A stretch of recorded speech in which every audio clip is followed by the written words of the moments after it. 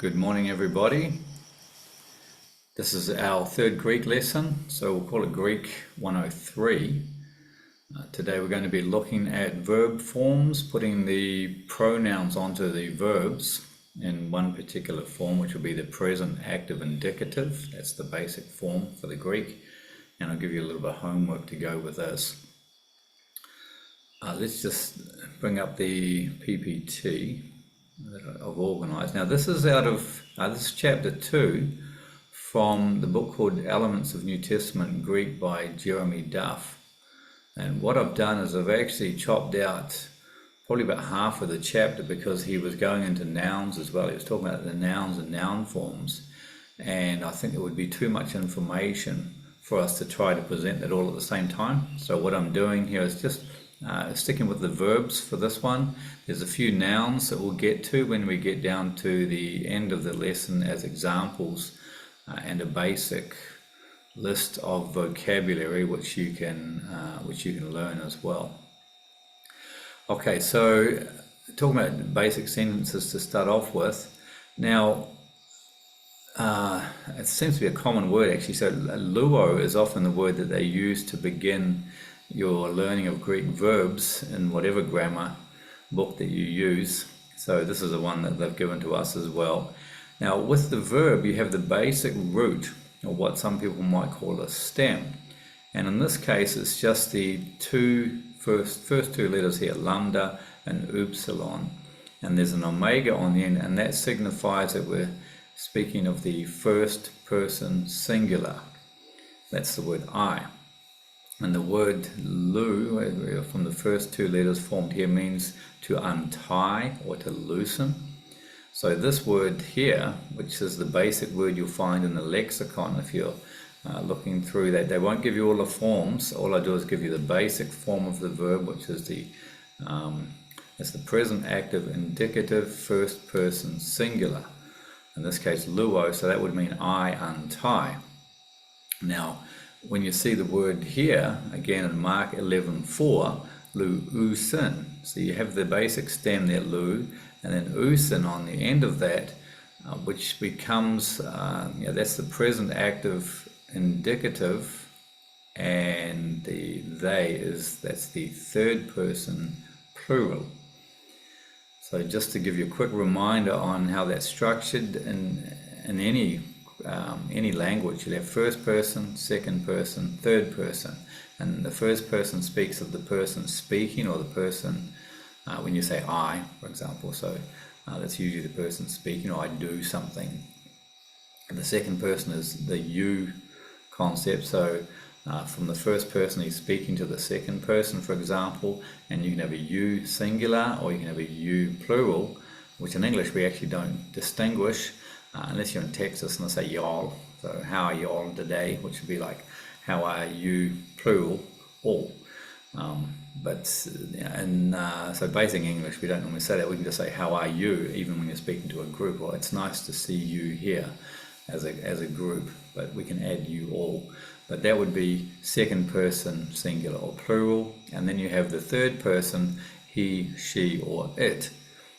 And the various forms as well. You have the subject form, you have the object form, you have the possessive, for example, like this is mine, this is yours, this is his. That becomes a possessive, possessive form. But here we're just looking at the basic form of this is the third person here, for example, in the plural. So luusin alton. And we've had the word altu to mean of him, altos would be him, altos, he, sorry. And so alton, with the nu on the end, alton, that's the word for him. Okay, so this puts the word into the subject, object, this is the object form. Remember, subject is the person doing the action, so if you have an active form of a verb, and this comes out in the verb as well, the voice, active voice, passive voice, or they have what's called a middle voice as well, and even variations of that. But here is like they're the subjects of the action, they're performing the action, and the action is being performed on him, for example. So they, in this case, is the subject and him is the object. Okay, this is fairly basic English grammar, but you do need to know this because the Greek grammar can get pretty complex as well. So you need to know the terminology for this. Okay, so the first one, luusin auton, they untie him. When you get to Luke 13:15, lu a, we've got the same stem, but now we see epsilon iota on the end of it, which becomes the third person singular. So that's he unties his ox. Lu a ton. Now ton is the article, buon, and buon is ox, so this is the ox. And then autu, that's the possessive pronoun of the third person singular. Lu a ton buon autu, he unties his ox. And as they give the explanation here, the Greek word luo, I untie, has different endings to show who is doing the untying. And the interesting thing you should know right away, I guess, is that in the Greek grammar, the order of the words is not that important. What's important is that you get the endings right, and they actually have prefixes and suffixes as well. And that will tell you what is, which part of speech is which. And so the order could jump around. You could actually say in this case, for example, ton buon lue autu, or ton buon autu lue, and that would be the one sentence. And again, you're switching things around, but the reader or the person listening to that sentence would completely understand, because the word order is not as important as the how each word and even the noun forms are structured. Okay, so the noun forms themselves, they have what's called case. We have the nominative case, that would be like the subject. The noun is, he's the subject, so they have a form for that. If the noun is the object, like here you have the object, auton, and then it changes again. Okay, so from autos, subject, auton is the, what did they just say? Oh, they call it the accusative, which is the object. And then you have the possessive, autu, for example. That's the what's called the genitive in the Greek. And then you have dative, locative, instrumental of means as well to something else. Anyway, that's getting into nouns, just to give you a little bit of a heads up of what we have to look forward to there. Okay, so getting back to here, so when you have, the one Greek word means more than one English word. So lue means he plus unties. So again, what they're saying is that you've got the stem with the meaning, and then the epsilon iota will tell you the, actually when you get the full word in this form, it will tell you that it's present, active, indicative. In this case, it's the third person singular. Okay. Usually, again, that they would have the verbs appear in a lexicon only with the present, active, indicative first person singular. So that's the omega on the end like this. Let's put this out here. Okay, so when you're learning this, you would have a list, and there's 6 as far as the person goes. They're calling it grammatical label here. You've only got 6 forms that you'll have to remember. But again, this is only for present, active, indicative. So when we'll see it on the, actually I'll give you an example right now, because when we're looking on the e-sword, and the example we're going to be using today, John 1:5, because we got up to John 1:3 last week. Here we go here. I'll go down here. We're going to sort of skip over verse 4, and the reason I want to choose John 5, it's the first time that we see in the Greek is the verb. There's a verb here which is a standard verb, not an auxiliary verb, and it's got the present, active, indicative, and third person singular. So this is a word that appears in the basic stem, how you learn the grammar forms. The word here is phino. So if you click on the lexicon down here, this is the Strong's The Strong's, yeah, there's the Strong's Hebrew and Greek dictionaries. So phino, we see the omega being used at the end, the root is here. Okay, and then here's this tells you what form of the verb it is. Okay, so when you see these letters, again, I think we've had a little bit of a introduction to this. V is the verb, and then they will give you the tense, the voice, and then what they call the present active indicative. Oh, this is mood.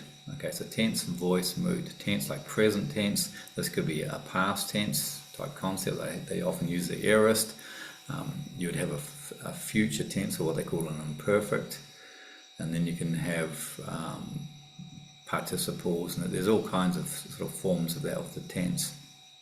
In English, we tend to work in things very simply compared to the Greek, so you'd have past, present, and future.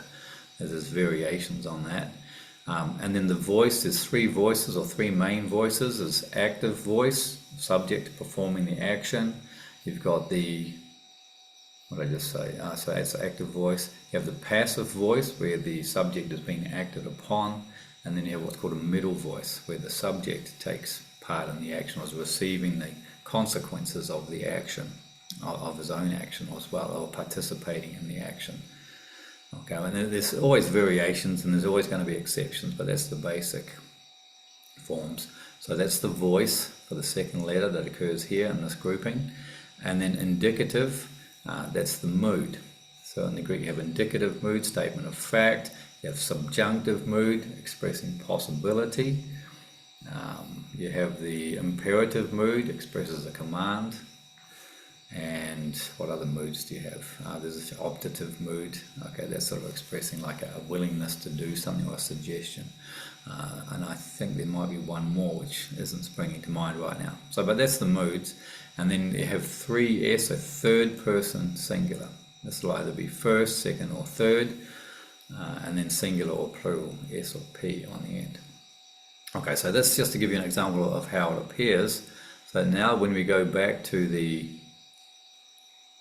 form here, we'll see that first person singular, or luo. This is the present active indicative, like I just mentioned, first person singular. Okay, so they're only focusing on the pronouns first, or the grammatical label according to who's speaking and the number of people. So the forms go like this: luo, lues, lue, luomen, luete, luusen, or luusi. Sometimes the last consonant drops off depending on what the next word is going to be, if that begins with a consonant or a vowel usually. Although I noticed later on there's a note here that they say it's a bit, what's the word for it, a bit nebulous, it's sort of or ambiguous, it changes without any particular form, but that's the way I understand it, is that whether there's a consonant on the end or not depends on how the next word begins. Anyway, you'll see that later. Okay, so luo, they translate as I untie, lues, you untie, or so you are untying, or you untie. See, these are both present verbs, and one is what we would call like a present. I meant to look this up actually. You are untying. It's sort of like what they would call not an indicative. It's a special word to have in English for this. I'm forgetting my English grammar now. But you are untying, or you untie, it takes place in the present form. And you untie is more of like what they would call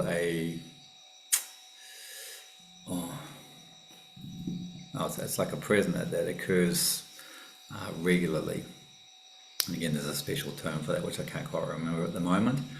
Okay, so lue, he, she, or it is untying, or he, she, or it unties. Luomen, that's the first person plural, we are untying, or we untie. You are untying, you untie. They are untying, they untie. So there's 6 forms, and so you need to remember the endings to attach to the verb stem.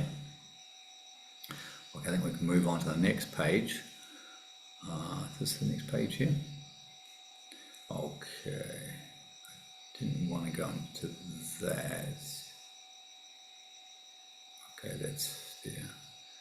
I think I've Okay, I've discussed that. Okay, moving into the endings, the roots and conjugations, they call them. So conjugation is the form of the ending of the word.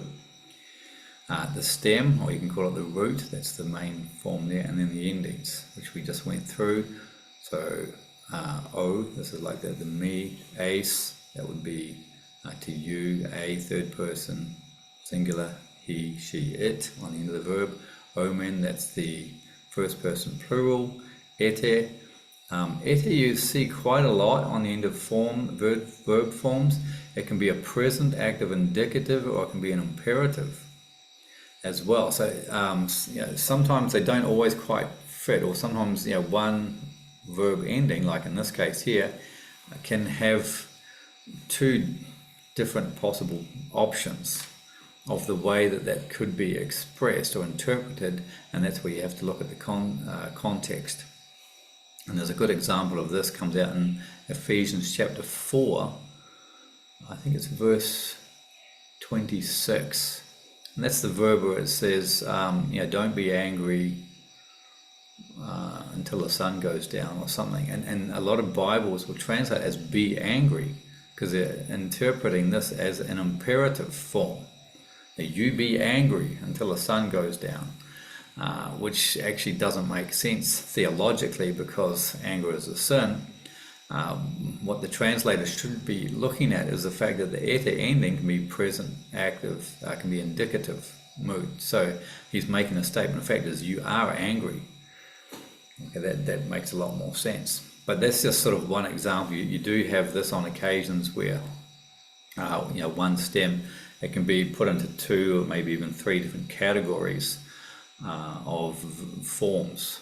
And that's where, again, it's up to the person reading. He has to interpret that based on the context.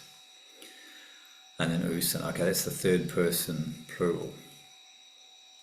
Okay, so you can look through this here. O, ace, a, omen, ete, usen. A pattern of the forms of a verb, a particular set of endings on the stem, is called a conjunction. We have now learnt the present active indicative. See, but they're calling it present indicative active. I prefer to put it the other way around, because that's how it's on the eSword software and a lot of other Bible, like grammar, Greek grammars. They will put the tense first, and then the voice, and then the mood. And for some reason they put the tense here, and then they put the mood, and then the voice. And I'm not sure why he did that, but okay. So we've learned the present conjunction of luo. Now you can now conjugate it and go through the pattern in order. But we won't do that right now. Okay, the good news is that almost all Greek verbs follow the same pattern, or the conjunction, as luo. To a certain degree. Thus, if you know that I say is lego, and the stem in there is lambda, epsilon, gamma, and then you have the omega on the end, so the omega signifies the I, the first person singular, so that's I say, lego, and then you have I see, blepo. So you got blep would be the stem, or they call it stem, with the ending here. Then you can work out all 6 forms of each verb. So we'll just run through these quickly, and you could repeat after me. Lego, leges, legay, legomen, legete, legusen. And then for the blepo word, which means I am seeing, blepo, blepes, blepe, blepomen. I usually pronounce this one be like blepomen, using the omicron here, because once it gets into the subjunctive forms, subjunctive expressing possibility, the omicron changes to omega, and I think it sort of comes out as the same O sound. But when we were doing our training and we were sort of going through our Greek forms, we would say the omega with a longer form. Do we have an omega here? Yeah, you know what the omega looks like. We just had one here. So there's the omega, and often it appears here in case of the omicron to change from the present active indicative to the present active subjunctive. And then we say blepomen, just to make it a little bit different. But so this is blepomen, maybe a short sounding O, Omicron there. We are seeing blepete and blepusen. Okay, so you can practice through those. Let's go on to the next page here. I'm going through it fairly quickly, but you can go back again and look at it in your own time. I actually did a recording of this already and it ended up to be almost an hour long, and I thought that's a bit too long. So I'm trying to shorten this up and keep it succinct, down to maybe 30 minutes. I still have a Bible verse I want to go through with you here. Okay, so these are some basic vocabulary words that you'll need to know. The number that they have after here expresses how many times this appears in the New Testament. So these are fairly common words. You'll see these a lot. I think there's about 600 words. I say there's about 600 words that you need to learn for your New Testament Greek, which is not that many really, but once you've got those and then you've sort of learned the forms, then you can start to read it. It does take a while to learn the forms though. But let's just go through this. So you can repeat after me. Your homework will be to write these words down actually, and then to show them to me. Just write the basic. These are in the first person singular. Okay, and again, all present, active, indicative. This is the way they would appear in other lexicons as well. So I have the word argo. You can read this off yourself. I'll just say the Greek words. Akuo, balo, blepo, didasko. Echo, that's the key sound there. I think they sort of put a bit of a rough, throaty voice in there to separate it from the kappa, which is like the K sound.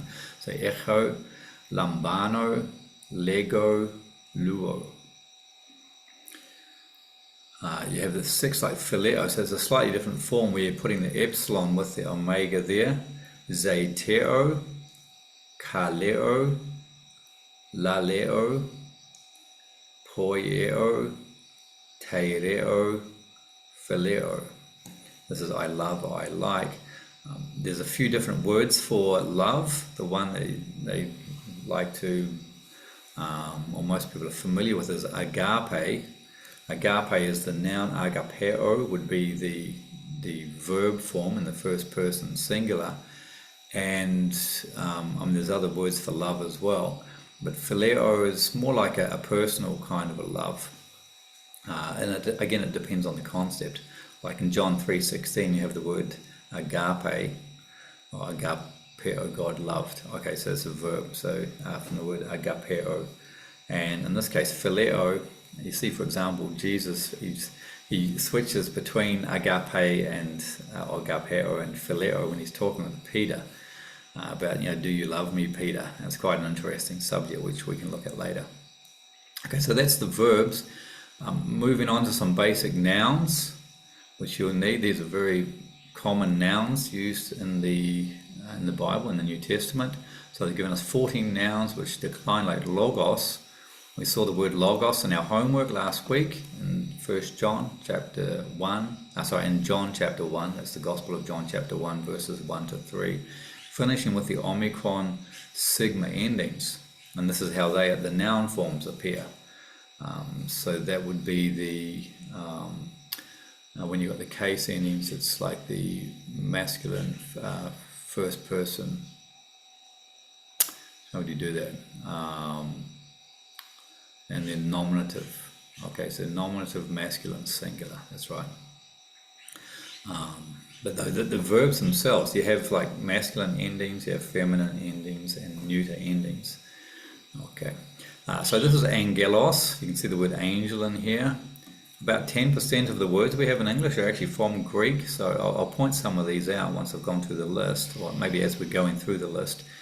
And so it helps you to remember the words as well.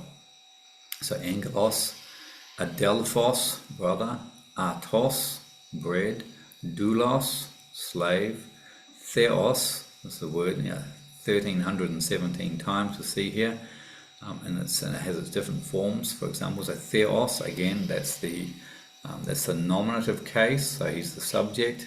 If God is the object, like you could say, I love God, then God becomes theon. That would be in the accusative case, so the action is being performed by you, and it's imposed upon, maybe imposed upon God. So God is receiving the action.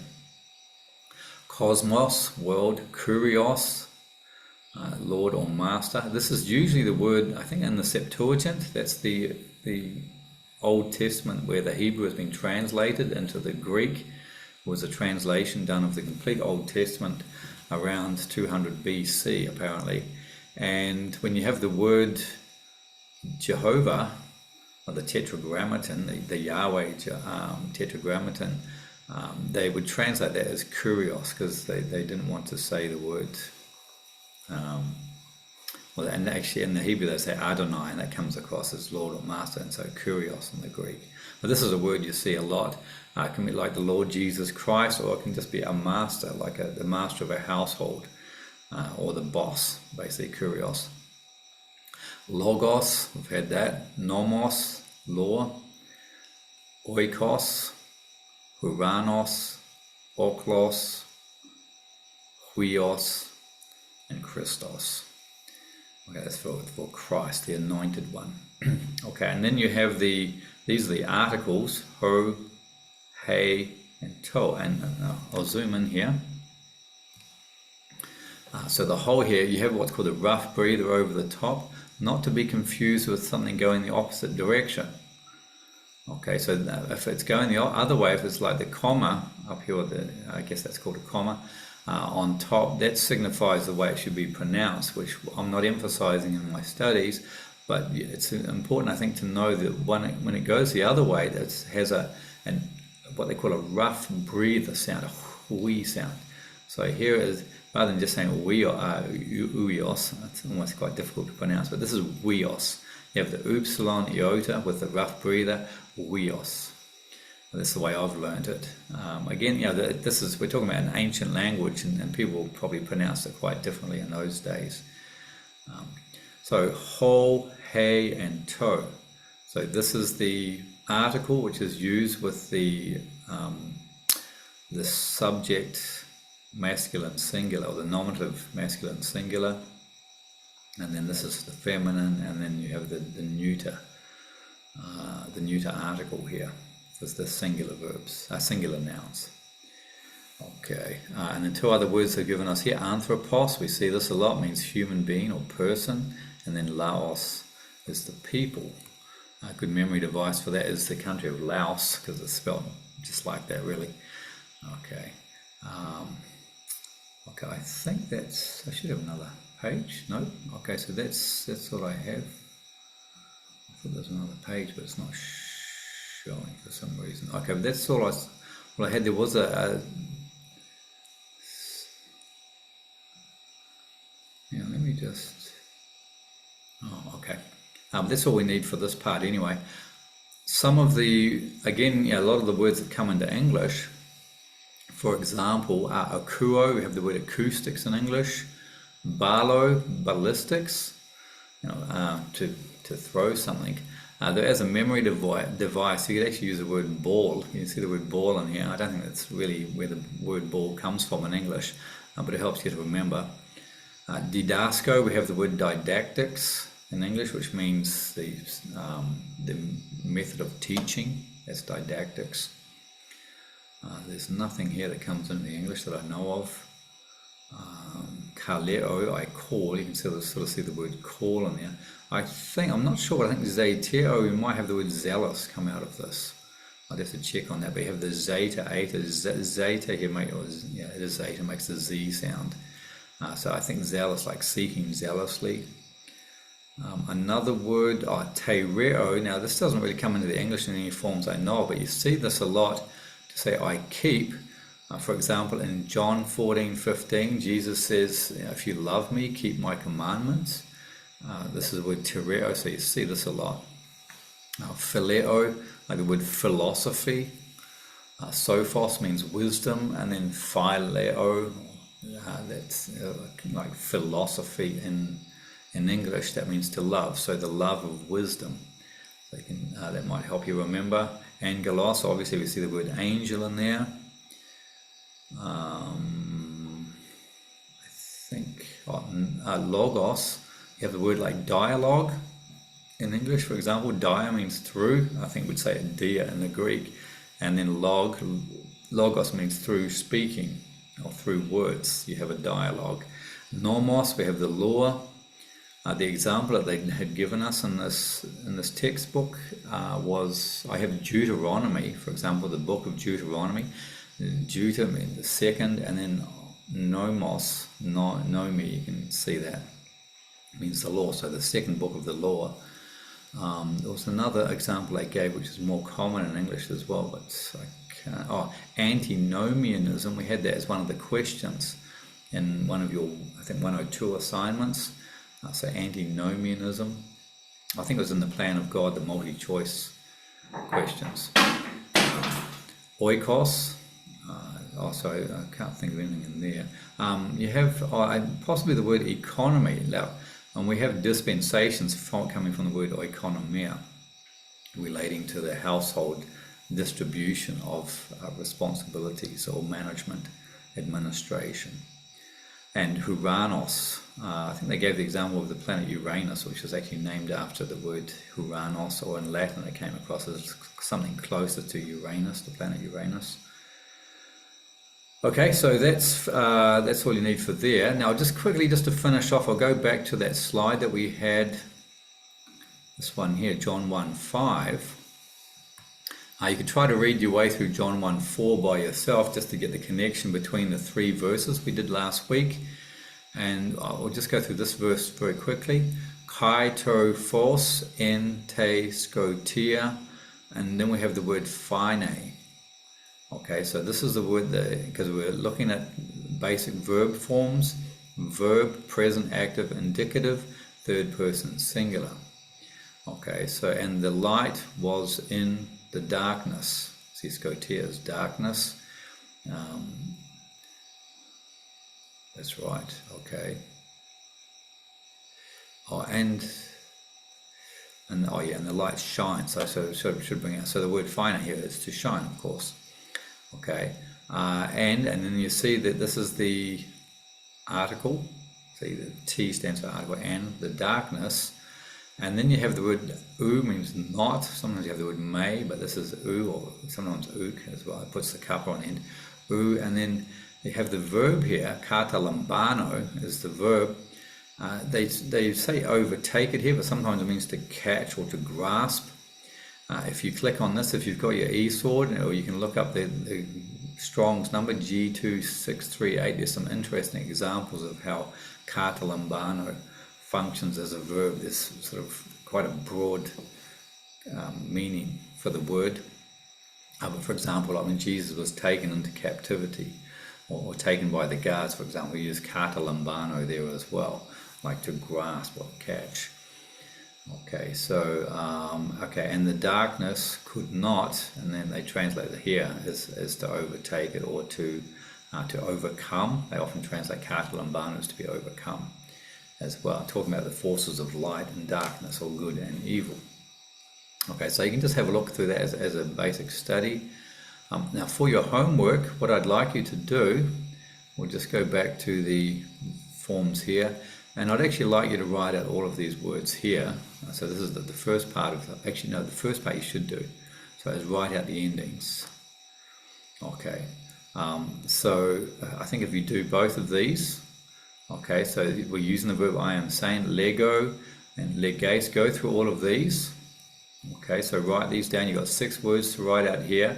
Don't worry about the English, but just the Greek, lego, leges, lege, legomen, legomen, I guess, legete, legusin, and then you can do the words for blepo as well. So there's 12 words for you there. I'd like you to write out all of the words here, the verbs and the nouns.